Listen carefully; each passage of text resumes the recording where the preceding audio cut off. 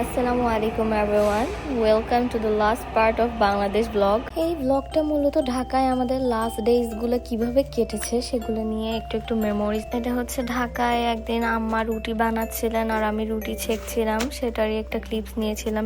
এরপর একদিন আমার দেবর, আম্মা আর আমি মিলে একটা রেস্টুরেন্টে খেতে যাই। রেস্টুরেন্টের নাম ছিল ডিমসাম টাউন। ইন্টেরিয়র খুবই সুন্দর ছিল আর ওদের খাবারও অনেক ভালো ছিল।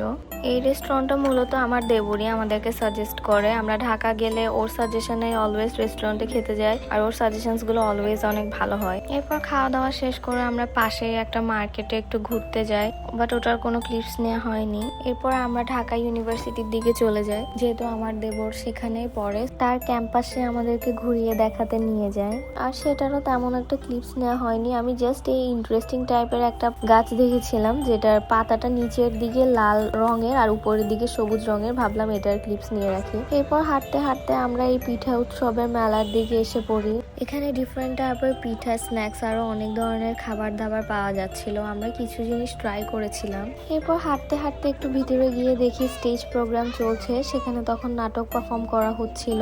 এর আশেপাশে সবকিছু অনেক সুন্দর করে ডেকোরেট করা ছিল। গ্রাম বাংলার প্রাচীনকালের রান্নাঘরের সিম্বল হিসেবে ঢেকি, কুলা, এই সব কিছু অনেক সুন্দর করে সাজিয়ে রাখা হয়েছিল। ডিউতে অনেক ইন্টারেস্টিং টাইপের চা পাওয়া যায় শুনেছিলাম, যেমন তেঁতুলের চা, মরিচের চা, মালটার চা।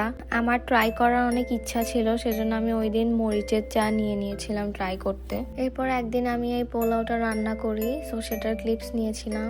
যাওয়ার বেলা যেহেতু চলে এসেছে, সবকিছু এখন গুছগাছের পালা। সবকিছু গুছিয়ে এক একটা লাগেজে ভরা স্টার্ট করছিলাম আমরা। সিলেট থেকে অথেন্টিক চা পাতা নিয়ে এসেছিলাম, তাই ভাবলাম যাওয়ার আগে একটু ট্রাই করে দেখি টেস্টটা কেমন। ইট ওয়াজ গুড।